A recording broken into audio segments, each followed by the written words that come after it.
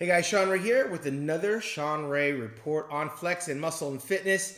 At the top of the hour, I want to talk to you guys about some things that just keep coming to my desk. For whatever reason, they won't let it go, but I keep getting inundated with these messages about who's the best 212 bodybuilder. And man, that's more than a 2 minute conversation for sure, because we know that James Flex Lewis, the original 212 Olympia champion, held on to that title. I believe he got 6 or 7 championships consecutively, I might add, undefeated on that Olympia stage. And it's glory. I mean, listen, if you win in the 212 division at the biggest show that you have, I mean, you arguably have got to be considered the best to ever do it. Of course, that division was not available for me when I competed back in my first Olympia was in 1988, and I finished it up in 2002. The division was helped formulated and created by myself, along with Bob Ciccarello, was very instrumental in arguing for the smaller guys to create the 202-pound division. Of course, David Henry won that very first one back in 2007. And then we evolved it into the 212. And once we got to the 212, we saw Kevin English win a couple of those. I believe Kevin English won 3 202-pound Olympia championships before it was said and done.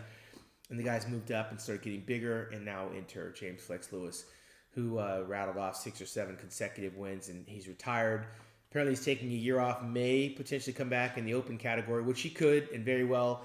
Based on last year's lineup, I had James Flex Lewis in the top 5 of the open division.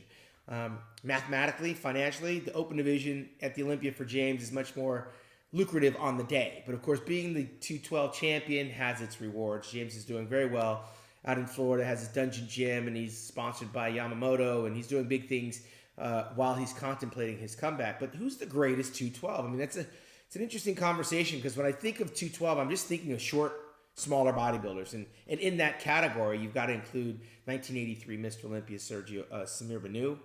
You can't discount what Lee Labrada brought to the stage at 185 pounds. And of course, Frank Zane couldn't have been 190 pounds on tops, winning 3 Olympias, 77, 78, and 79. And then you got to throw in, the conversation. A lot of people keep bringing up Lee Priest, and I don't know. I mean, me personally, I'm not bringing up Lee Priest, but people bring him up in the conversation. Of course, I don't think Lee could have beat James Flex Lewis in head-to-head competition. He never beat me. But there's an argument for the little guy. He's got big arms, big quads, heavily muscled. But in terms of its totality, I mean, I would have loved to have a little showdown with James Flex Lewis, because I wasn't trying to make weight. There's a big difference. I didn't have the added pressure of cutting weight. James Flex Lewis struggled to get down to 212 pounds.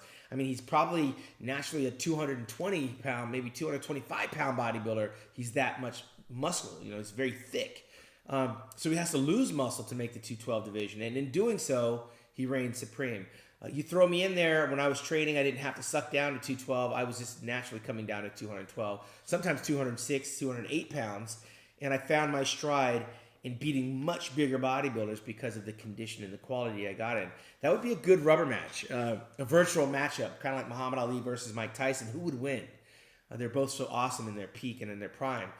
But you got to go on record that, listen, while I love what James Flex Lewis brings to the table as an artist, as a physique artist, like looking at physiques, I don't think he could beat Samir Banu. And Samir Banu has the Olympia Sandow Trophy to go there.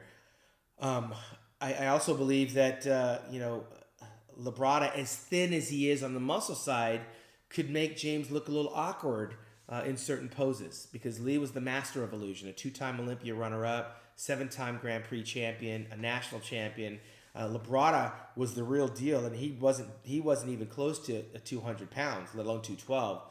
It would be interesting to see what that contrast looks like. I mean, I think it'd be a modern-day Dorian Yates, Shawn Ray, where you got to pick and choose whether you want the bigger James Flex Lewis with more muscle, or the classic lines of a Lee Labrada. And Lee would make him look awkward, especially in the posing round. But when it comes to me, I can't, it's hard to throw me in that equation, because I see some intangibles on Flex Lewis, like his calves and the thickness of his arms, that I didn't have. But then on the flip side, I see some things in there that I may be able to take him out artistically. But that's going to be one of those virtual ones that people can talk about. What do you guys think? Comment down below. Let us know what you think of the matchup between myself and James Flex Lewis. Or did I miss somebody? Is there somebody out there that's greater than James Flex Lewis? I would have loved to pose down against that guy, but I'm curious to hear your comments right here at Flex and Muscle Fitness Online. For the Shawn Ray Report, I'm Shawn Ray.